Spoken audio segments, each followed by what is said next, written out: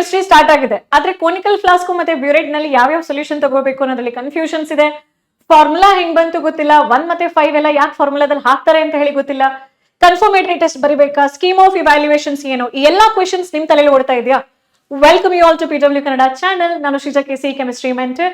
ಇವತ್ತಿನ ಈ ಸೆಷನ್ ನಲ್ಲಿ ಕ್ವಿಕ್ ಆಗಿ ಪ್ರಾಕ್ಟಿಕಲ್ ಕೆಮಿಸ್ಟ್ರಿನ ನೀಟ್ ಆಗಿ ಹೇಗೆ ಪರ್ಫಾರ್ಮ್ ಮಾಡೋದು ಅಂತ ಹೇಳೋದ್ರ ಬಗ್ಗೆ ಕೆಲವೊಂದಷ್ಟು ಟಿಪ್ಸ್ ಅನ್ನ ಕೊಡ್ತಾ ಹೋಗ್ತೀನಿ. Welcome you again. ಮಕ್ಕಳ, ಇವತ್ತಿನ ಈ ವಿಡಿಯೋದಲ್ಲಿ ಫಸ್ಟ್ ನಾನು ಹೇಳ್ತಾ ಇರುವಂತದ್ದು ನಮ್ಮ analysis part. Scheme of evaluation ಹೆಂಗ್ ಕೊಟ್ಟಿದ್ದಾರೆ ಈ ಸಲ ಅಂತ ಹೇಳಿ ಇರೋದು 2 ಎಕ್ಸ್ಪೆರಿಮೆಂಟ್ ಪರ್ಫಾರ್ಮ್ ಮಾಡ್ಲಿಕ್ಕೆ ಇರುವಂತದ್ದು. ಇದು ಕೊಟ್ಟಿರುವಂತದ್ದು ಕರ್ನಾಟಕ government.in. ನಮ್ಮ ಕರ್ನಾಟಕ ಗವರ್ಮೆಂಟ್ ಇಂದ ಒಂದಿಷ್ಟು ಸ್ಕೀಮ್ ಆಫ್ ಇವ್ಯಾಲ್ಯೂಯೇಷನ್ ಬಗ್ಗೆ ಡೀಟೇಲ್ಸ್ ಅನ್ನ ಅವರೇ ವೆಬ್ಸೈಟ್ ನಲ್ಲಿ ಹಾಕಿದ್ದಾರೆ. ನಿಮಗೂ ಬೇಕಾದ್ರೆ ವೆರಿಫೈ ಮಾಡ್ಕೋಬಹುದು. ನೋಡಿ, experiments to be conducted for practicals ನಲ್ಲಿ ಸಾಲ್ಟ್ ಅನಾಲಿಸಿಸ್, ಟೈಟ್ರೇಷನ್ ಇದೆ. ಸಾಲ್ಟ್ ಅನಾಲಿಸಿಸ್ಗೆ 10 ಮಾರ್ಕು, ಟೈಟ್ರೇಷನ್ಗೆ 10 ಮಾರ್ಕು. ನಿಮ್ಮ attendance for theory and practical ಕ್ಲಾಸಸ್ಗೆ 75% ಪ್ಲಸ್ ಇತ್ತು ಅಂತ ಹೇಳಿದ್ರೆ 5 ಮಾರ್ಕು. ಕಂಪ್ಲೀಟ್ ಆಗಿದೆ ರೆಕಾರ್ಡ್ಸ್ ಅಂತ ಹೇಳಿದ್ರೆ 5 ಮಾರ್ಕು. ಒಟ್ಟು 30 ಮಾರ್ಕ್ಸ್ ಇರುತ್ತೆ. ಈಗ ಸಾಲ್ಟ್ ಅನಾಲಿಸಿಸ್ ಅದ್ರ ಬಗ್ಗೆ ನಾನು ಆಮೇಲೆ ಹೇಳ್ತೀನಿ. Scheme of evaluation salt analysis ನಲ್ಲಿ ಫಸ್ಟ್ ಗೆ ಟೈಟ್ರೇಷನ್ ನಾನು ಮುಗಿಸ್ಕೊಂಡ್ ಬಿಡ್ತೀನಿ. ಟೈಟ್ರೇಷನ್ ಬಂದಾಗ 10 ಮಾರ್ಕ್ ಅನ್ನ ಅವ್ರು ಹೇಗೆ ಡಿಸ್ಟ್ರಿಬ್ಯೂಟ್ ಮಾಡಿದ್ದಾರೆ.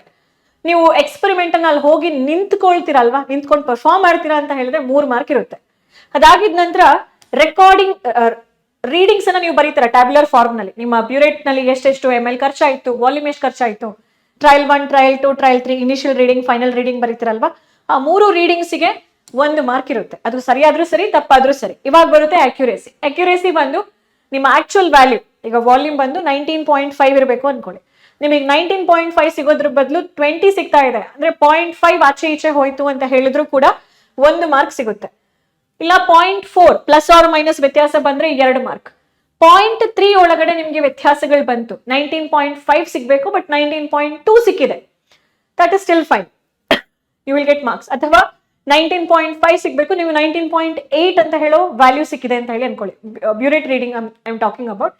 ಫೈನಲ್ ಆನ್ಸರ್ ಕೂಡ ಬೇರೆ ರೀತಿಯಲ್ಲಿ ಇರುತ್ತೆ, ನಾನು ನಿಮಗೆ ಹೇಳ್ತಾ ಹೋಗ್ತೀನಿ. This is actually for the final answer, sorry titre value ಅಲ್ವಾ, for accuracy of the titre value.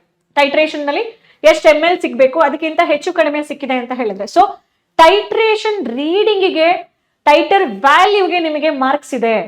So final ಆನ್ಸರ್ಗೆ ಮಾತ್ರ ಅಲ್ಲ, ಫೈನಲ್ ಆನ್ಸರ್ ಯಾರಾದ್ರೂ ಕಾಪಿ ಹೊಡೆದು ಕೂಡ ಹೇಳ್ಬೋದು, ಯಾಕಂದ್ರೆ ಎಂಟೈರ್ ಬ್ಯಾಚ್ಗೆ ಸೇಮ್ ಸೊಲ್ಯೂಷನ್ ಇರುತ್ತೆ.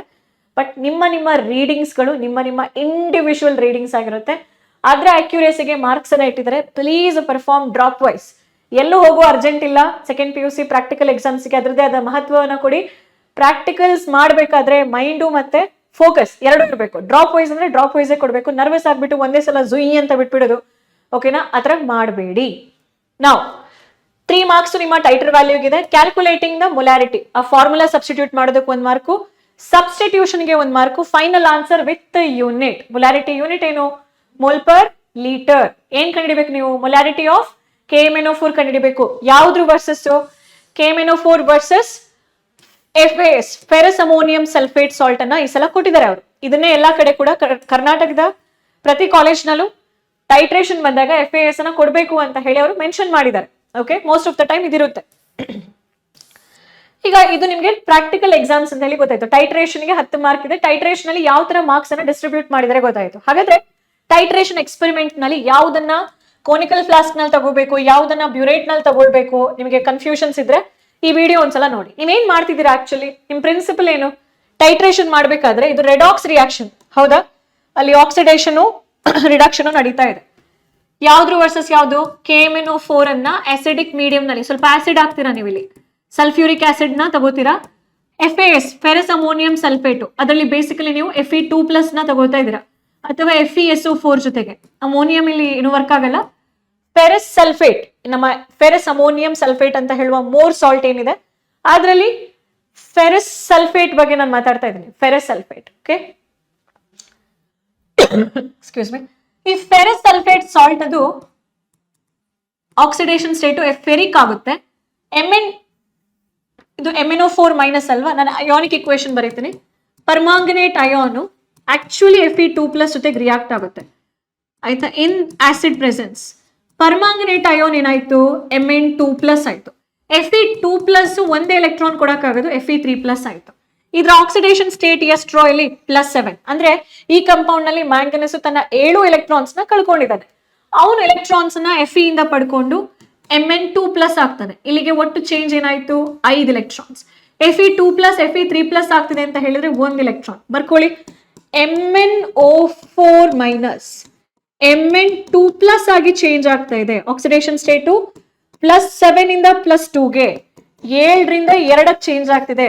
ಅಂದ್ರೆ ಒಟ್ಟು ಅದು 5 ಎಲೆಕ್ಟ್ರಾನ್ಸ್ ನ ಪಡ್ಕೊಂಡಿದೆ, 5 ಎಲೆಕ್ಟ್ರಾನ್ಸ್. ಅದೇ ತರ Fe2+ ಚೇಂಜಿಂಗ್ ಇಂಟು Fe3+, ಇದು 1 electron. It's a redox reaction ಮಕ್ಕಳ. ರೆಡಾಕ್ಸ್ ಟೈಟ್ರಿಮೆಟ್ರಿಕ್ ರಿಯಾಕ್ಷನ್ ಕಾನ್ಸಂಟ್ರೇಷನ್ ಯಾವಾಗಲೂ ಕೂಡ ಗ್ರಾಮ್ ಇಕ್ವಿವೆಲೆಂಟ್ ನಲ್ಲಿ ಕ್ಯಾಲ್ಕುಲೇಟ್ ಮಾಡೋದು ನಾವು, ಓಕೆನಾ. ಆದ್ರೆ ನಿಮ್ಮ ಟೆಕ್ಸ್ಟ್ ಬುಕ್ ನಲ್ಲಿ ಗ್ರಾಮ್ ಇಕ್ವಿವೆಲೆಂಟ್ ಅಂತ ಹೇಳೋ ವರ್ಡ್ ಅವ್ರು ಕೊಟ್ಟೇ ಇಲ್ಲ. ಆಕ್ಚುಲಿ ಹೇಳ್ಬೇಕು ಅಂದ್ರೆ ಮೊಲಾರಿಟಿ ನಲ್ಲಿ ನಾವು ಮಾಡೋದಕ್ಕಿಂತ gram equivalent of MnO4- equal to gram equivalent of Fe2+ ಅಂತ ಹೇಳೋ ಒಂದು ಫಾರ್ಮುಲಾ ಬರುತ್ತೆ. ಆ ಫಾರ್ಮುಲಾವನ್ನ ಅವರು ಡೈರೆಕ್ಟ್ ಆಗಿರೋ ಫೈನಲ್ ಫಾರ್ಮುಲಾ ನಿಮ್ಮ ಲ್ಯಾಬ್ ಎಕ್ಸಾಮ್ ನಲ್ಲಿ ಮ್ಯಾನ್ಯುಯಲ್ ನಲ್ಲಿ ಮೆನ್ಷನ್ ಮಾಡಿದ್ದಾರೆ. ಸೊ ಗ್ರಾಮ್ ಇಕ್ವಿವೆಲೆಂಟ್ ಅಂತ ಹೇಳಿದ್ರೆ normality is equal to gram equivalent divided by volume.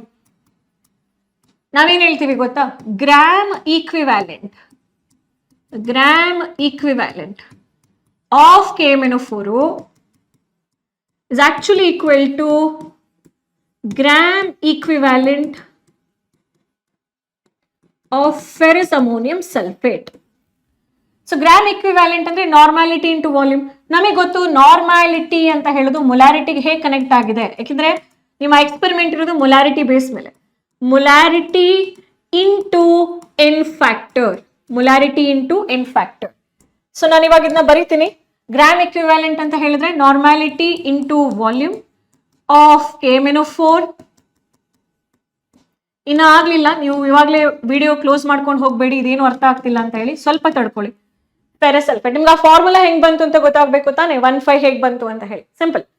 ನಾರ್ಮಾಲಿಟಿಯನ್ನು ನೀವು ಹೇಗೆ ಬರೀತೀರಾ, ಮೊಲಾರಿಟಿ ಇಂಟು ಎನ್ ಫ್ಯಾಕ್ಟರ್, ಇಲ್ಲಿ ಎನ್ ಫ್ಯಾಕ್ಟರ್ ಅಂತ ಹೇಳಿದ್ರೆ number of electrons involved in the redox reaction, ಇಲ್ಲೂ ಕೂಡ molarity N factor multiplied by volume. Okay, so ನೋಡ್ಕೊಳ್ಳಿ. ಇವಾಗ first ಗೆ ನಾನು KMnO4 ಬರೀತಾ ಇದ್ದೀನಿ. KMnO4, ಇದು KMnO4, ಇದು FAS ಫೆರಸ್ ಅಮೋನಿಯಂ ಸಲ್ಫೇಟ್. ಸರಿ, ಮೊಲಾರಿಟಿಯನ್ನು ನಾನು M1 ಅಂತ ಹೇಳಿ ತಗೊಳ್ತೀನಿ, ಎನ್ ಫ್ಯಾಕ್ಟರ್ ನ N1 ಅಂತ ಹೇಳಿ ತಗೊಳ್ತೀನಿ, ವಾಲ್ಯೂಮ್ ಅನ್ನ V1. ಆಯ್ತಾ, ಇದನ್ನ ನಾನು M2 ಅಂತ ಹೇಳಿ ತಗೊಳ್ತೀನಿ, N2 ಅಂತ ಹೇಳಿ ತಗೊಳ್ತೀನಿ, V2. ಇದು ನಿಮ್ಮ ಫಾರ್ಮುಲಾ. ನಿಮಗೆ ಮೇಲಿಂದ ಏನು ಅರ್ಥ ಆಗಿಲ್ಲ ಅಂತೂ ಪರವಾಗಿಲ್ಲ, ಅಟ್ ಲೀಸ್ಟ್ ಈ ಫಾರ್ಮುಲಾ ಅಂತೂ ನೀವು ನೋಡ್ಕೊಂಡಿರ್ತೀರಾ. KMnO4 ಗೆ M1 N1 V1, ferrous ammonium ಸಲ್ಫೇಟಿಗೆ M2 N2 V2. Okay, ಇವಾಗ ನನಗೆ ಹೇಳಿ, ಫೆರಸ್ ಅಮೋನಿಯಂ ಸಲ್ಫೇಟ್ ಇದು ಮೊಲಾರಿಟಿ ನೀವು ಕ್ಯಾಲ್ಕುಲೇಟ್ ಮಾಡಬೇಕು, M1 ಕ್ಯಾಲ್ಕುಲೇಟ್ ಮಾಡಬೇಕು. N1 ಅಂತ ಹೇಳಿದ್ರೆ ಏನು, ಫೆರಸ್ ಅಮೋನಿಯಂ KMnO4 ಅಲ್ವಾ, KMnO4 ನಲ್ಲಿ MnO4- Mn2+ ಆಗಿ ಚೇಂಜ್ ಆಗುತ್ತೆ ಈ ರಿಯಾಕ್ಷನ್ ಅಲ್ಲಿ. ಹಾಗಾದ್ರೆ N1 ವ್ಯಾಲ್ಯೂ ಏನಾಯ್ತು 5. ವಾಲ್ಯೂಮ್ ನೀನು ಬ್ಯೂರೇಟ್ ರೀಡಿಂಗ್ ನೋಡ್ಬೇಕು. ಓಕೆ, ವಾಲ್ಯೂಮ್ ಅನ್ನ ನಿನ್ಗೆ ಬ್ಯೂರೇಟ್ ರೀಡಿಂಗ್ಸ್ ನಲ್ಲಿ ಟ್ರಯಲ್ಸ್ ಏನ್ ಸಿಗುತ್ತೆ ಅದರಲ್ಲಿ ನಿಮಗೆ ವಾಲ್ಯೂಮ್ ಗೊತ್ತಾಗುತ್ತೆ. V1. M2 ಅಂತ ಹೇಳಿದ್ರೆ ನೀನ್ ಯಾವ್ದ್ರ ಅಗೇನ್ಸ್ಟ್ ಆಗಿ ಟೈಟ್ರೇಟ್ ಮಾಡ್ತಾ ಇದೀಯಾ, ಕೋನಿಕಲ್ ಫ್ಲಾಸ್ಕ್ ನಲ್ಲಿ ಫೆರಸ್ ಅಮೋನಿಯಂ ಸಲ್ಫೇಟ್ ತಗೋತೀಯ, ಅದರ ಕಾನ್ಸಂಟ್ರೇಷನ್ ಕೊಟ್ಟಿರ್ತಾರೆ ಅವರು ಆಲ್ರೆಡಿ 0.1 ಅಂತ ಹೇಳಿ. ಓಕೆ, ಇದು ನಿಮ್ಗೆ ಆಲ್ರೆಡಿ ಕ್ವೆಶನ್ ಅಲ್ಲಿ ಇರುತ್ತೆ. 0.1 ಮೋಲಾರ್ ಫೆರಸ್ ಸಲ್ಫೇಟ್, 10 ml ಅನ್ನ ನೀನ್ ಪಿಪೇಟ್ ಮಾಡಬೇಕು. V2 ಅಂದ್ರೆ 10 ml of ferrous ammonium sulphate. Ferrous ammonium sulphate ನಲ್ಲಿ ಫೆರಸ್ Fe2+ Fe3+ ಆಗಿ ಚೇಂಜ್ ಆಗ್ತಾ ಇದೆ. ಅಂದ್ರೆ ಇಲ್ಲಿ N factor number of electrons ಏನಾಯ್ತು 1 ಆಯ್ತು. ಸೊ ನಿನ್ ಫಾರ್ಮುಲಾ ಏನಾಯ್ತು, ನೀನ್ ಏನ್ ಕ್ಯಾಲ್ಕುಲೇಟ್ ಮಾಡಬೇಕು, M1 ಕ್ಯಾಲ್ಕುಲೇಟ್ ಮಾಡಬೇಕು. So M1 is equal to 0.1, ಇದು molarity of ferrous ammonium sulphate. 1 ಅಂದ್ರೆ ಅಲ್ಲಿ ಫೆರಸ್ ಫೆರಿಕ್ ಆಗ್ಲಿಕ್ಕೆ 1 ಎಲೆಕ್ಟ್ರಾನ್ಸ್ ಅದು ಎಕ್ಸ್ಚೇಂಜ್ ಮಾಡ್ಕೋತಾ ಇದೆ. 10 ಅಂತ ಹೇಳುದು the amount of ferrous ammonium sulphate ನಿನ್ ಕೋನಿಕಲ್ ಫ್ಲಾಸ್ಕ್ ನಿಂದ ಪಿಪೇಟ್ ಮಾಡಿ, ಸ್ಟ್ಯಾಂಡರ್ಡ್ ಫ್ಲಾಸ್ಕ್ ನಿಂದ ಪಿಪೇಟ್ ಮಾಡಿ ಕೋನಿಕಲ್ ಫ್ಲಾಸ್ಕ್ ಗೆ ಹಾಕ್ತೀಯಲ್ವಾ, ಆ ಒಂದು ವ್ಯಾಲ್ಯೂ ಅದು V2. ಇಲ್ಲಿ ನೀನು V1 ಅಂತ ಹೇಳುವಂಥದ್ದು ನಿನ್ನ ಬ್ಯೂರೇಟ್ ರೀಡಿಂಗ್ ಆಗಿರುತ್ತೆ. ಓಕೆ, ಇದನ್ನೆಷ್ಟನ್ನ ನೀನು ಸಬ್ಸ್ಟಿಟ್ಯೂಟ್ ಮಾಡಿದ್ರೆ ಫೈನಲ್ ವ್ಯಾಲ್ಯೂ ನಿನ್ಗೆ ಸಿಕ್ಬಿಡುತ್ತೆ. ಆದ್ರೆ ಇಲ್ಲಿ ವ್ಯಾಲ್ಯೂ ಆಫ್ 5 ಅಂತ ಹೇಳೋದನ್ನ ನೀನು ಡಿನಾಮಿನೇಟರ್ ತಗೊಂಡ್ ಬರ್ಬೇಕು, ಇದನ್ನ ಬರೀಬಾರ್ದು. 1/5 ಅಂತ ಹೇಳಿದ್ರೆ electrons involve in this redox reaction, electrons ಗಳು ಏನೇನ್ ಇನ್ವಾಲ್ವ್ ಆಗಿದಾವೆ ಅದನ್ನ ಎನ್ ಫ್ಯಾಕ್ಟರ್ ಅಂತ ಹೇಳಿ ಕರಿತೀವಿ. ಸೊ ಇದು ನಿನ್ನ ಫಾರ್ಮುಲಾ ಬಂದಿರುವಂತಹ ರೀತಿ. ಗ್ರಾಮ್ ಇಕ್ವಿವ್ಯಾಲೆಂಟ್ ಅದ್ರದ್ದು ಡೀಟೇಲ್ಸ್ ಬಗ್ಗೆ ನಾನು ಇವಾಗ ಹೇಳಲ್ಲ, ನೀವು ತುಂಬಾ ಕನ್ಫ್ಯೂಸ್ ಆಗ್ತೀರಾ. ನಿಮಗೆ ಇದ್ಯಾವುದು ಅರ್ಥ ಆಗಿಲ್ಲ ಅಂದ್ರೂ ಪರವಾಗಿಲ್ಲ, ಈ ಫಾರ್ಮುಲಾ ಹೆಂಗ್ ಬಂತು ಅಂತ ಹೇಳೋದಕ್ಕೆ ನಾನು ಡಿರೈವ್ ಮಾಡಿದ್ದೀನಿ ಅಷ್ಟೇ. ಬಟ್ ಈ ಫಾರ್ಮುಲಾ, ಈ ಪಾರ್ಟ್ ಅರ್ಥ ಆಗಿಲ್ಲ ಅಂದ್ರೂ ಈ ಫಾರ್ಮುಲಾ ನೆನ್ಪಿಟ್ಕೊಳ್ಳಿ. m1 n1 v1 is equal to m2 n2 v2. ಇಲ್ಲಿ n1 n2 ಅಂತ ಹೇಳುವಂಥದ್ದು is nothing but electrons involved from MnO4 to MnO4 minus 2, Mn2 plus Fe2 plus 2 Fe3 plus. Clear? Now let's look into the procedure part. Procedure part ನಲ್ಲಿ correct reading ಸಿಗ್ಬೇಕು ಅಂದ್ರೆ ಏನೇನ್ gimmicks ಮಾಡ್ಬೇಕಾಗಿರೋ gimmicks ಇಷ್ಟೇ. ನೀನ್ first ಪಿಪೇಟ್ ಅನ್ನ ಮತ್ತೆ burette ಅನ್ನ proper ಆಗಿ ರಿನ್ಸ್ ಮಾಡ್ಕೋ. ಪಿಪೇಟ್ ಅನ್ನ ನೀಟಾಗಿ ಡಿಸ್ಟಿಲ್ ವಾಟರ್ ನಿಂದಾನೇ ವಾಶ್ ಮಾಡ್ಕೋ. ನೀನು ಸೆಕೆಂಡ್ ಬ್ಯಾಚ್ ಹೋಗ್ತೀಯಾ ಅಂತ ಹೇಳಿದ್ರೆ ಆಲ್ರೆಡಿ ಒಂದು ಬ್ಯಾಚ್ ಎಕ್ಸ್ಪೆರಿಮೆಂಟ್ ಮಾಡಿ ಮುಗಿಸಿ ಹೋಗಿರ್ತಾರೆ. ಸೊ ಕಾನ್ಸಂಟ್ರೇಷನ್ ಕೆಲವೊಂದ್ಸಲ ಒಂದಿನ ಎಲ್ಲಾ ಬ್ಯಾಚಿಗೂ ಸೇಮ್ ಇರ್ಬೋದು, ಕೆಲವೊಂದ್ಸಲ ವೇರಿ ಮಾಡ್ಬೋದು ಅವರು, ಸರಿನಾ? ಹಾಗಾಗಿ ಬಿ ಅಲರ್ಟ್. ನಿಮ್ಮ ಆಪರೇಟರ್ಸ್ ಗಳನ್ನ ನೀಟಾಗಿ ಎಕ್ಸ್ಪೆರಿಮೆಂಟ್ ಸ್ಟಾರ್ಟ್ ಮಾಡೋಕ್ಕೂ ಮುಂಚೆ ನೀಟಾಗಿ ತೊಳಿರಿ. ನೀವು ಸ್ನಾನ ಮಾಡ್ತಿರೋ ಇಲ್ವೋ ಅಥವಾ ನಿಮ್ಮ ಬಟ್ಟೆ ನೀಟಾಗಿದೆಯೋ ಇಲ್ವೋ ಗೊತ್ತಿಲ್ಲ, ಅವತ್ತಿನ ದಿನ ಬ್ಯೂರೇಟು ಪಿಪೇಟು ನೀಟಾಗಿರ್ಬೇಕು. Simply, I was just kidding. Okay, I was just telling you that is very important to get the answer, accurate answer. Everything is important. Cleanliness of you also important. So pipette is washed with water. ಸ್ವಲ್ಪ rinse ಮಾಡ್ತೀರಾ ferrous ammonium sulphate ಜೊತೆಗೆ. ಹಂಗೆ ಸ್ವಲ್ಪ ತೆಗೆದು ಹಿಂಗೆ rinse ಮಾಡೋದು, ಕರಗಿಸೋದು, ಆಮೇಲೆ ಸಿಂಕಿಗೆ ಹಾಕೋದು. ಆಮೇಲೆ ಸ್ಟ್ಯಾಂಡರ್ಡ್ ಫ್ಲಾಸ್ಕ್ ನಿಂದ ಅವ್ರು ಫೆರಸ್ ಅಮೋನಿಯಂ ಸಲ್ಫೇಟ್ ಏನ್ ಕೊಟ್ಟಿರ್ತಾರೆ ಕರೆಕ್ಟ್ ಆಗಿ ನೀವು ಪಿಪೇಟ್ ಮಾಡಿ ಆಚೆ ಕೋನಿಕಲ್ ಫ್ಲಾಸ್ಕಿಗೆ ಹಾಕಬೇಕು. ಆಮೇಲೆ ನಿಮ್ಮ ಬ್ಯೂರೇಟ್ ತಗೊಳ್ಳಿ, ನೀಟಾಗಿ ವಾಶ್ ಮಾಡಿ, ಅದಕ್ಕೂ ಕೂಡ KMnO4 ಸೊಲ್ಯೂಷನ್ಸ್ ನ ಹಾಕ್ತೀರಾ. KMnO4 ಸೊಲ್ಯೂಷನ್ ಹಾಕಿದ ನಂತರ ಕಲರ್ಡ್ ಸೊಲ್ಯೂಷನ್ ಅಲ್ವಾ, ಲೋವರ್ ಮಿನಿಸ್ಕಸ್ ಕಾಣಲ್ಲ ನಿಮ್ಗೆ. ಸೊ ಬ್ಯೂರೇಟ್ ನಲ್ಲಿ 0 ವ್ಯಾಲ್ಯೂ, 0 ದಿಂದ 50 ವ್ಯಾಲ್ಯೂಸ್ ಇರುತ್ತೆ ನಿಮ್ಮ ಬ್ಯೂರೇಟ್ ರೀಡಿಂಗು. ಸೊ ಆ ಬ್ಯೂರೇಟ್ ನಲ್ಲಿ 0 ದಿಂದ 50 ಆಲ್ಮೋಸ್ಟ್ 50 ಇರುತ್ತಲ್ವಾ ಅಪ್ಪರ್ ಮಿನಿಸ್ಕಸ್ ವ್ಯಾಲ್ಯೂ, ಇದು 50 ನಲ್ಲಿ ಟಚ್ ಆಗ್ಬೇಕು. ಇನಿಷಿಯಲ್ ರೀಡಿಂಗ್ ನೀಟ್ ಆಗಿರ್ಬೇಕು, ಕರೆಕ್ಟ್ ಆಗಿ ಅಪ್ಪರ್ ಮಿನಿಸ್ಕಸ್ ವ್ಯಾಲ್ಯೂ 50 ನಲ್ಲಿ ಟಚ್ ಆಗಿರ್ಬೇಕು. ಸೊ ನೀವು 50 ಇಂದ ಟೈಟ್ರೇಷನ್ ಸ್ಟಾರ್ಟ್ ಮಾಡ್ತೀರಾ. ಆಲ್ಮೋಸ್ಟ್ ಅದು ನಾನು ಸುಮ್ಮನೆ ಬರೀತಿದ್ದೀನಿ, ಒಂದು ಎಕ್ಸ್ ವ್ಯಾಲ್ಯೂಗೆ ಬರುತ್ತೆ ಅಂತ ಹೇಳಿದ್ರೆ 50 ಮೈನಸ್ ಎಕ್ಸ್, ಅಥವಾ ಇಲ್ಲಿ 50 ಇಂದ 20 ಬರುತ್ತೆ ಅಂತ ಹೇಳಿ ಅನ್ಕೊಳ್ಳಿ, ಅಥವಾ 50 ಇಂದ 20 ಬರುತ್ತೆ. ಒಟ್ಟು 30 ml ಖರ್ಚಾಗಿದೆ. ಅಯ್ಯೋ ಇಷ್ಟೆಲ್ಲ ಖರ್ಚಾಗಲ್ಲ ಫಾರ್ 10 ml ಆಯ್ತಾ. 50 ಇಂದ ಮೇ ಬಿ ಒಂದು 40 ಬರ್ತಾ ಇದೆ ಅಂತ ಹೇಳಿ ಅನ್ಕೊಳ್ಳಿ. ಸೊ ಆ ವ್ಯಾಲ್ಯೂನ ನೀವೇನ್ ಮಾಡ್ತೀರಾ, ನೋಟ್ ಮಾಡ್ಕೋತೀರಾ. ನಾ ಇಲ್ಲಿ ವ್ಯಾಲ್ಯೂ ಯಾಕೆ ಹೇಳಲ್ಲ ಅಂದ್ರೆ ಈ ವ್ಯಾಲ್ಯೂನೇ ಬರುದಾ ಅಂತ ಹೇಳಿ ಅನ್ಕೊಡ್ತೀರಾ. That is not the right way. So initial reading final reading correct ಆಗಿ ಬರೀರಿ. That was my intention of saying it. Okay, ಬರ್ದಾಗಿದ ನಂತರ ನೀವು ಅದನ್ನ ಟ್ಯಾಬ್ಯುಲರ್ ಕಾಲಮ್ ನಲ್ಲಿ ಬರ್ಕೋಬೇಕು. ಫೈನಲ್ ರೀಡಿಂಗ್ ಎಷ್ಟಿತ್ತು, ಇನಿಷಿಯಲ್ ರೀಡಿಂಗ್ ಎಷ್ಟಿತ್ತು, ಫೈನಲ್ ರೀಡಿಂಗ್ ಎಷ್ಟಿತ್ತು, ಟ್ರಯಲ್ 1 ಡಿಫ್ರೆನ್ಸ್ ಏನು, ಅದು ನಿಮ್ಮ ವಾಲ್ಯೂಮ್ ಆಫ್ KMnO4 ಆಗಿರುತ್ತೆ, V2 ಆಗಿರುತ್ತೆ. V2 ಅನ್ನ ಎಲ್ಲಿ ಸಬ್ಸ್ಟಿಟ್ಯೂಟ್ ಮಾಡ್ತೀರಾ ಫಾರ್ಮುಲಾದಲ್ಲಿ, ಡಿನಾಮಿನೇಟರ್ ನಲ್ಲಿ. ಸಾರಿ, V1 ಆಗಿರುತ್ತೆ. V2 ಅಂತ ಹೇಳೋದು ಆಕ್ಸಾಲಿಕ್ ಆಸಿಡ್, V1 ಅಂತ ಹೇಳೋದು KMnO4 ಸೊಲ್ಯೂಷನ್ ಆಗಿರುತ್ತೆ. ಸರಿನಾ? ಫಾರ್ಮುಲಾದಲ್ಲಿ ನಾನು ನಿಮ್ಗೆ ಹಾಗೆ ಬರ್ಸಿದ್ದೀನಿ ನೋಡಿ. V1 ಇದು ನಿಮ್ಮ ಫೈನಲ್ ಆವರೇಜ್ ವ್ಯಾಲ್ಯೂ ಆಗಿರುತ್ತೆ. ಫಸ್ಟ್ ಟ್ರಯಲ್ ವ್ಯಾಲ್ಯೂನೇ ಬರೆಯಕ್ ಹೋಗ್ಬೇಡಿ ಮಕ್ಕಳ, ಆವರೇಜ್ ವ್ಯಾಲ್ಯೂ ತಗೊಳ್ಳಿ. ಆವರೇಜ್ ವ್ಯಾಲ್ಯೂ ಅಂದ್ರೆ ಫಸ್ಟ್ ಟ್ರಯಲ್ ಮಾಡ್ತೀರಾ, ಸೆಕೆಂಡ್ ಟ್ರಯಲ್ ಮಾಡ್ತೀರಾ, ಥರ್ಡ್ ಟ್ರಯಲ್ ಮಾಡ್ತೀರಾ, 3 ವ್ಯಾಲ್ಯೂ ಆಡ್ ಮಾಡ್ಬಿಟ್ಟು ಡಿವೈಡೆಡ್ ಬೈ 3 ಅಂತ ಹೇಳೋದನ್ನ ಮಾಡಿದಾಗ ನಿಮ್ಗೆ ಆವರೇಜ್ ವ್ಯಾಲ್ಯೂ ಆಫ್ ವಾಲ್ಯೂಮ್ ಸಿಗುತ್ತಲ್ವಾ, ಅದನ್ನ ನೀವಿಲ್ಲಿ V1 ಅಂತ ಹೇಳಿ ಬರೀತೀರಾ, ವಾಲ್ಯೂಮ್ ಆಫ್ KMnO4. ಸಬ್ಸ್ಟಿಟ್ಯೂಟ್ ಮಾಡ್ತೀರಾ V1 ಗೆ, ನಿಮ್ಗೆ final answer molarity of KMnO4 solution. ನೀವೇನ್ ಬ್ಯೂರೇಟ್ ಅಲ್ಲಿ ತಗೋತೀರಲ್ವಾ ಅದರ ಮೊಲಾರಿಟಿ ಕಾನ್ಸಂಟ್ರೇಷನ್ ಸಿಗುತ್ತೆ. ಯೂನಿಟ್ ಏನು, ಕ್ಯಾಪಿಟಲ್ M ಅಂತ ಹೇಳಿ ಬರೆಯೋಕ್ಕೂ ಮುಂಚೆ ಮೋಲ್ ಪರ್ ಲೀಟರ್ ಅಂತ ಹೇಳಿ ನೀಟಾಗಿ ಬರ್ದ್ಬಿಡಿ ಮಕ್ಳೆ. ಮೋಲ್ ಪರ್ ಲೀಟರ್, M ಬರೆದ್ರು ಮಾರ್ಕ್ಸ್ ಕೊಡ್ಬೋದು, ಬಟ್ ಮೋಲ್ ಪರ್ ಲೀಟರ್ ಅಂತ ಹೇಳಿ ಬರೀರಿ to be in a safe side. ಇನ್ನ ಸಾಲ್ಟ್ ಅನಾಲಿಸಿಸ್ ಬಂದಾಗ ಮಾರ್ಕ್ ಡಿಸ್ಟ್ರಿಬ್ಯೂಷನ್ ಯಾವ ತರ ಇದೆ, ಸ್ಕೀಮ್ ಆಫ್ ಇವ್ಯಾಲ್ಯೂಯೇಷನ್ ಯಾವ ತರ ಇದೆ ಮಕ್ಕಳ. ಸಾಲ್ಟ್ ಅನಾಲಿಸಿಸ್ ನಲ್ಲಿ ನೀವು ಮಾಡಬೇಕಾಗಿರೋದು ಒಂದು ಆಸಿಡ್ ರಾಡಿಕಲ್, ಬೇಸಿಕ್ ರಾಡಿಕಲ್ ನ ಡಿಟೆಕ್ಟ್ ಮಾಡಬೇಕು. ಸೊ ಇಲ್ಲಿ ಇಷ್ಟು ಸಾಲ್ಟ್ ಗಳನ್ನ ಅವ್ರು ಕೊಡಬಹುದು, ammonium bromide, ammonium chloride, smell ನಿಂದ ಗೊತ್ತಾಗ್ಬಿಡುತ್ತೆ. ಅಮೋನಿಯಂ ನೆಸ್ಲೆಸ್ ರಿಯೇಜೆಂಟ್ ಹಾಕಿದ ತಕ್ಷಣ brown precipitate, 0 group, easy to detect. ಎಲ್ಲ ಮಕ್ಕಳು ಅನ್ಕೋತಾರೆ ಅಯ್ಯೋ ಅಮೋನಿಯಂ ಕ್ಲೋರೈಡ್ ಸಿಗ್ಲಪ್ಪ, ಅಮೋನಿಯಂ ಬ್ರೋಮೈಡ್ ಸಿಗ್ಲಪ್ಪ. ಯಾರಿಗೂ ಕೂಡ ಏನ್ ಬೇಡ, ಮೆಗ್ನೀಷಿಯಂ ಸಲ್ಫೇಟು ಬೇಡ, ಮೆಗ್ನೀಷಿಯಂ ಕಾರ್ಬೋನೇಟು ಬೇಡ, ಜಿಂಕು ಕೂಡ ಬೇಡ. ಯಾಕೆಂದ್ರೆ ಕಲರ್ ಇಂದನೂ ಡಿಟೆಕ್ಟ್ ಮಾಡಕ್ಕಾಗಲ್ಲ, ಮತ್ತೆ ಸ್ವಲ್ಪ ಒದ್ದಾಡ್ತೀರಾ ನೀವು ಬೇಸಿಕ್ ರಾಡಿಕಲ್ಸ್ ನಲ್ಲಿ ಅಲ್ವಾ. ಹಾಗಾದ್ರೆ ಅದನ್ನ ಈಸಿಯಾಗಿ ಹೇಗ್ ಮಾಡೋದು ಹೇಳ್ಕೊಡ್ತೀನಿ. ಸಿ excuse me. So basic radicals, acid radicals ದು ಸ್ಕೀಮ್ ಆಫ್ ಇವ್ಯಾಲ್ಯೂಯೇಷನ್ ಹೇಳ್ಬಿಡ್ತೀನಿ. ಫಸ್ಟ್ ಗೆ ಪ್ರಿಲಿಮಿನರಿ ಟೆಸ್ಟ್ ಗೆ ಒಂದು ಮಾರ್ಕ್ ಇರುತ್ತೆ. ನೀವು flame test, solubility test, physical state ಎಲ್ಲ ಬರೀತೀರಲ್ವಾ, ಅದಕ್ಕೊಂದು ಮಾರ್ಕ್ ಇರುತ್ತೆ. ಅದಾಗಿದ ನಂತರ ಡಿಟೆಕ್ಷನ್ ಆಫ್ ಆಸಿಡ್ ರಾಡಿಕಲ್ ನಲ್ಲಿ ಕರೆಕ್ಟ್ ಗ್ರೂಪ್ ಅನಾಲಿಸಿಸ್, ಅಂದ್ರೆ ಫಸ್ಟ್ ಗ್ರೂಪಾ, ಸೆಕೆಂಡ್ ಗ್ರೂಪಾ, ಥರ್ಡ್ ಗ್ರೂಪಾ. ಸೊ ಗ್ರೂಪ್ ಐಡೆಂಟಿಫಿಕೇಶನ್ ಒಂದು ಮಾರ್ಕು, ಗ್ರೂಪ್ ಒಳಗಡೆ ಕರೆಕ್ಟ್ ಆಗಿ ಆಸಿಡ್ ಅನ್ನ ನೀವು ಆಸಿಡ್ ರಾಡಿಕಲ್ ಅನ್ನ ಐಡೆಂಟಿಫೈ ಮಾಡ್ತೀರಾ ಅಂದ್ರೆ 1 ಮಾರ್ಕ್ ಇರುತ್ತೆ. ಒಟ್ಟು ನಿಮಗೆ ಇಲ್ಲಿ 4 ಮಾರ್ಕು ಆಯ್ತಾ. ಬೇಸಿಕ್ ರಾಡಿಕಲ್ಸ್ ನಲ್ಲೂ ಕೂಡ ಕನ್ಫರ್ಮೇಟರಿ ಟೆಸ್ಟ್ ಗೆ 2 ಮಾರ್ಕ್ ಇರುತ್ತೆ ಮಕ್ಕಳ, ಒಟ್ಟು 4 ಮಾರ್ಕ್ ಆಯ್ತು. ಗ್ರೂಪಿಗೆ 1 ಮಾರ್ಕು, ಕರೆಕ್ಟ್ ರಾಡಿಕಲ್ ಗೆ ಕನ್ಫರ್ಮೇಟರಿಗೆ 2 ಮಾರ್ಕು, ಒಟ್ಟು 4 ಮಾರ್ಕು ಆಸಿಡ್ ಬೇಸು ಆಯ್ತು. ಮತ್ತೆ ಯಾವ್ದಾದ್ರು ಗ್ರೂಪ್ ಆಬ್ಸೆಂಟ್ ಇದೆ ಅಂತ ಹೇಳಿ ಬರಿಬೇಕು ಅಂದ್ರೆ ನೀವು ಬರೀಲೇಬೇಕು. ಸೊ ಕೆಲವೊಂದು ಗ್ರೂಪ್ಸ್ ನಲ್ಲಿ ಕೆಲವೊಂದು ಎಲಿಮೆಂಟ್ಸ್ ಗಳು ಆಬ್ಸೆಂಟ್ ಇದೆ, ಅದಕ್ಕೋಸ್ಕರ ನಾನು ಮುಂದಿನ ಗ್ರೂಪಿಗೆ ಹೋಗಿದ್ದೀನಿ ಅಂತ ಹೇಳೋ ರಿಪೋರ್ಟಿಗೆ 1 ಮಾರ್ಕ್ ಇರುತ್ತೆ. ಸೊ ಇದು ನಿಮ್ಮ ಮಾರ್ಕ್ ಡಿಸ್ಟ್ರಿಬ್ಯೂಷನ್ ಆಗಿರುತ್ತೆ ಎಕ್ಸ್ಪೆರಿಮೆಂಟ್ ಆಫ್ ಸಾಲ್ಟ್ ಅನಾಲಿಸಿಸ್ ನಲ್ಲಿ.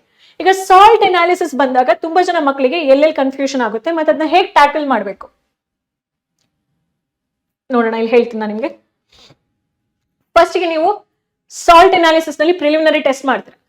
ಸೊ ಪ್ರಿಲಿಮಿನರಿ ಟೆಸ್ಟ್ ಅಂತ ಹೇಳಿ ಬಂದಾಗ ಒಂದು ಸ್ಟೇಟ್ ನೋಡ್ತೀರಾ, ಕ್ರಿಸ್ಟಲೈನ್, ಅಮಾರ್ಫಸ್ ಬರೀತೀರಾ ಆಯ್ತಾ. ಅದಾಗಿದ ನಂತರ ಕಲರ್ ಬರೀತೀರಾ, ವೈಟ್, ಕಲರ್ಲೆಸ್, ಲೈಟ್ ಗ್ರೀನ್ ಇರುತ್ತೆ Fe2+. ಆಮೇಲೆ ಕಲರ್ ಇರೋ ಸಾಲ್ಟ್ ಯಾವುದು ಕೊಟ್ಟಿಲ್ಲ ಅವರು, BB ಪಿಂಕ್ ಇತ್ತು ಅಂತಂದ್ರೆ ಮ್ಯಾಂಗನೀಸ್ ಸಾಲ್ಟ್, ಅದು ನಿಮ್ಗೆ ಕೊಡ್ಬೋದು. ಆಮೇಲೆ ಸಾಲ್ಯುಬಿಲಿಟಿ ಟೆಸ್ಟ್ ಅನ್ನ ಚೆಕ್ ಮಾಡ್ತೀರಾ, ವಾಟರ್ ಕೋಲ್ಡ್ ಅಥವಾ ಹಾಟ್, ಡೈಲ್ಯೂಟ್ HCl ಕೋಲ್ಡ್ ಅಥವಾ ಹಾಟ್, ಡೈಲ್ಯೂಟ್ HNO3 ಕೋಲ್ಡ್ ಅಥವಾ ಹಾಟ್.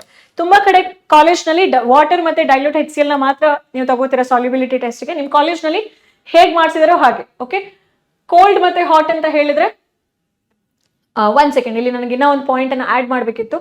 ನೀವು ಟೈಟ್ರೇಷನ್ ಎಕ್ಸ್ಪೆರಿಮೆಂಟ್ ಮಾಡ್ತೀರಲ್ವಾ, ಈ ಟೈಟ್ರೇಷನ್ ಎಕ್ಸ್ಪೆರಿಮೆಂಟ್ ಮಾಡ್ಬೇಕಾದ್ರೆ KMnO4 ಜೊತೆಗೆ ಒಂದು test tube full of dilute sulphuric acid ನ ಕೂಡ ಹಾಕೊಳ್ಳಿ. ಯಾವುದು, ಫೆರಸ್ ಅಮೋನಿಯಂ ಸಲ್ಫೇಟ್ ನ ಪಿಪೆಟ್ ತೆಗೆದು ಕೋನಿಕಲ್ ಫ್ಲಾಸ್ಕ್ ಗೆ ಹಾಕ್ತಿರಲ್ವಾ.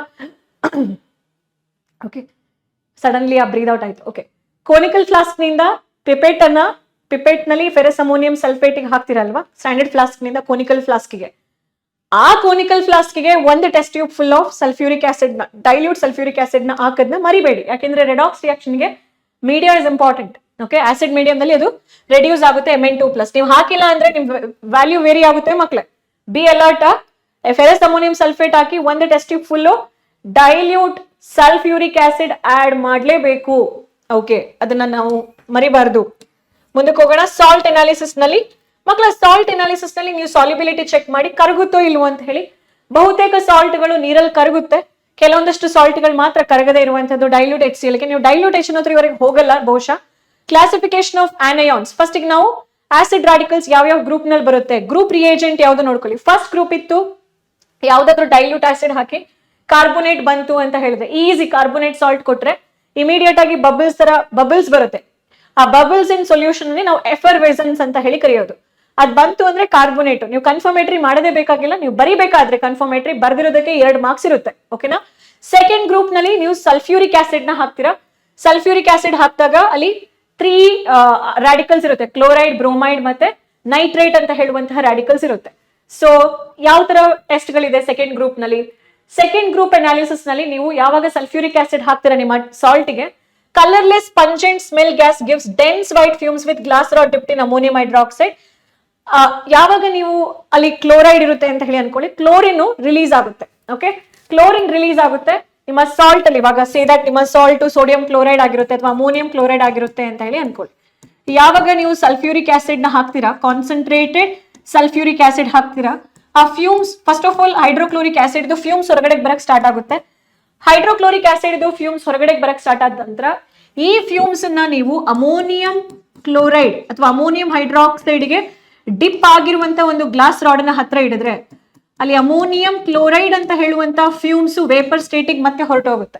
ಸೊ ಹಾಗಾಗಿ ಫ್ಯೂಮ್ಸ್ ಬರ್ತಾ ಇದೆ ಮತ್ತೆ ಪಂಜೆಂಟ್ ಸ್ಮೆಲ್ ಸಿಗ್ತಾ ಇದೆ, ಕ್ಲೋರೈಡ್ ಪ್ರೆಸೆಂಟ್ ಇದೆ ಅಂತ ಹೇಳಿ ಅರ್ಥ. ಡೆನ್ಸ್ ವೈಟ್ ಫ್ಯೂಮ್ಸ್ ಇರಬೇಕು.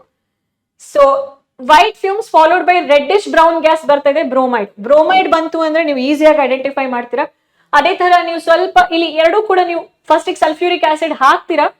ಸಲ್ಫ್ಯೂರಿಕ್ ಆಸಿಡ್ ಹಾಕಿದಾಗ ನಿಮಗೆ ಕಲರ್ಲೆಸ್ ಪಂಜೆಂಟ್ ಸ್ಮೆಲ್ಲು ಬರಲ್ಲ, ಯಾವುದೇ ತರದ ರಿಯಾಕ್ಷನ್ ಆಗಲ್ಲ, ಬ್ರೌನ್ ಕಲರ್ ಗ್ಯಾಸು ಬರಲ್ಲ ಅಂತ ಹೇಳಿದಾಗ ಅದೇ ಟೆಸ್ಟ್ ಟ್ಯೂಬ್ಗೆ ಏನ್ ಮಾಡ್ಬೇಕು, ಒಂದು ಸಣ್ಣ ಕಾಪರ್ ಕಾಪರ್ದು ಪೀಸ್ ಅಥವಾ ಪೇಪರ್ ಬಾಲ್ ನ ಆಡ್ ಮಾಡಿ ಹೀಟ್ ಮಾಡಿದಾಗ ರೆಡ್ಡಿಶ್ ಬ್ರೌನ್ ಫ್ಯೂಮ್ಸ್ ಬರ್ತಾ ಇದೆ ಅಂತ ಹೇಳಿದ್ರೆ, so if no reaction in cold, ನೀವಂದ್ರೆ ಹೀಟ್ ಮಾಡೋಕ್ಕೂ ಮುಂಚೆ ಕಾನ್ಸಂಟ್ರೇಟೆಡ್ ಸಲ್ಫ್ಯೂರಿಕ್ ಆಸಿಡ್ ಹಾಕ್ತಿರಲ್ವಾ, ಹೀಟ್ ಮಾಡಬೇಡಿ.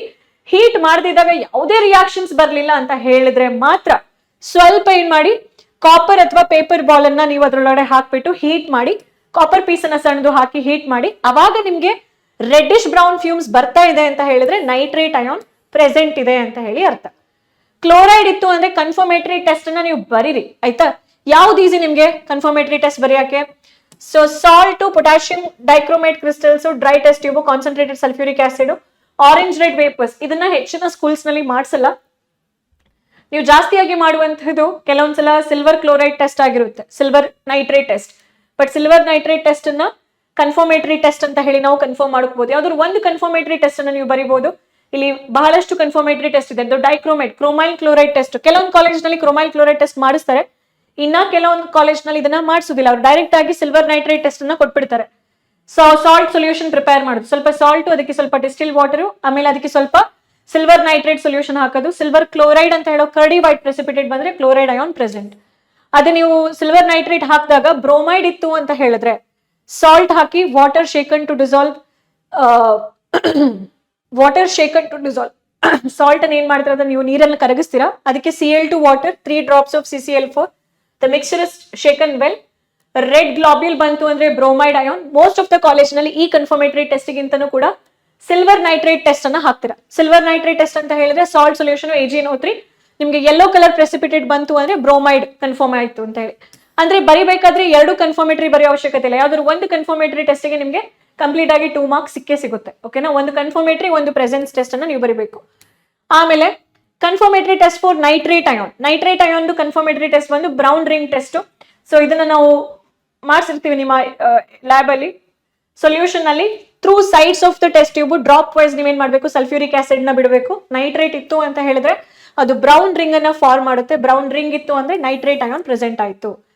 ಅದೇ ತರ ಗ್ರೂಪ್ 3 ರಾಡಿಕಲ್ ಸಲ್ಫೇಟು ಈಸಿ. ನೀವು ಸಾಲ್ಟ್ ಸೊಲ್ಯೂಷನ್ ಗೆ ಬೇರಿಯಂ ಕ್ಲೋರೈಡ್ ನ ಹಾಕ್ತೀರಾ, ವೈಟ್ ಕಲರ್ ಪ್ರೆಸಿಪಿಟೇಟ್ ಬಂತು, ಬೇರಿಯಂ ಸಲ್ಫೇಟ್ ಇಸ್ ಪ್ರೆಸೆಂಟ್ ಅಂತ ಹೇಳಿ ಅರ್ಥ. So classification of cations, basic radicals ಬಂದಾಗ 0 ಗ್ರೂಪ್ ನಲ್ಲಿ ಅಮೋನಿಯಂ ಇದೆ, 3rd ಗ್ರೂಪ್ ನಲ್ಲಿ ಅಲ್ಯೂಮಿನಿಯಂ, 4th ಗ್ರೂಪ್ ನಲ್ಲಿ ಜಿಂಕ್ ಅಥವಾ ಮ್ಯಾಂಗನೀಸ್, 5th ಗ್ರೂಪ್ ನಲ್ಲಿ barium, strontium, calcium and 6th group ನಲ್ಲಿ ಮೆಗ್ನೀಷಿಯಂ ಇರುತ್ತೆ. ಓಕೆನಾ? ಸೊ ಗ್ರೂಪ್ ರಿಯೇಜೆಂಟ್ಸ್ ಗಳಿರುತ್ತೆ. ನಿಮ್ಮ ಲ್ಯಾಬ್ ಮ್ಯಾನ್ಯುಯಲ್ಸ್ ನಲ್ಲಿ ಯಾವ್ಯಾವ ಎಕ್ಸ್ಪೆರಿಮೆಂಟ್ಸ್ ಅನ್ನ ಕಂಡಕ್ಟ್ ಮಾಡಿರ್ತಾರೆ ಅದನ್ನ ಕರೆಕ್ಟ್ ಆಗಿ ಮಾಡಿ, ಆ ಮ್ಯಾನ್ಯುಯಲ್ ನಲ್ಲಿ ಏನ್ ಕನ್ಫರ್ಮೇಟರಿ ಟೆಸ್ಟ್ ಇದೆ, ಪ್ರೆಸೆನ್ಸ್ ಟೆಸ್ಟ್ ಇದೆ, ಅದನ್ನ ಕರೆಕ್ಟ್ ಆಗಿ ಫಾಲೋ ಮಾಡಿ. ಸೊ ನೀವು ನಿಮ್ಮ ರಿಪೋರ್ಟ್ ಅನ್ನ ಕರೆಕ್ಟ್ ಆಗಿ ಬರಿತಾ ಹೋಗ್ಬೇಕಾಗುತ್ತೆ. ಆಬ್ಸೆನ್ಸ್ ಇತ್ತು, ಇವಾಗ ಸಪೋಸ್ ಬೇರಿಯಂ ಇತ್ತು ಅಂತ ಹೇಳಿದ್ರೆ ಜಿಂಕು, ಮ್ಯಾಂಗನೀಸು, ಅಲ್ಯೂಮಿನಿಯಂ ಆಬ್ಸೆಂಟ್ ಇದೆ ಅಂತ ಹೇಳಿ ಬರೆಯೋದಕ್ಕೆ ನಿಮ್ಗೆ ಮಾರ್ಕ್ಸ್ ಇರುತ್ತೆ. ಓಕೆ? ಸೊ ಅದನ್ನ ನೀಟಾಗಿ ಬರೀರಿ.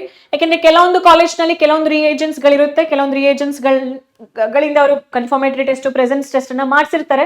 ಸೊ ಅದನ್ನ ನಾನು ಎಕ್ಸ್ಪ್ಲೈನ್ ಮಾಡಿದ್ರೆ most of you might get confused. So ನಿಮಗೆ ಏನಾದ್ರೂ ಪಾರ್ಟ್ 2 ಬೇಕು ಪ್ರಾಕ್ಟಿಕಲ್ಸ್ ಇದು ಅಂತ ಹೇಳಿದ್ರೆ ಈ ವಿಡಿಯೋ ಕೆಳಗಡೆ ಕಮೆಂಟ್ ಅನ್ನ ತಿಳಿಸಿ.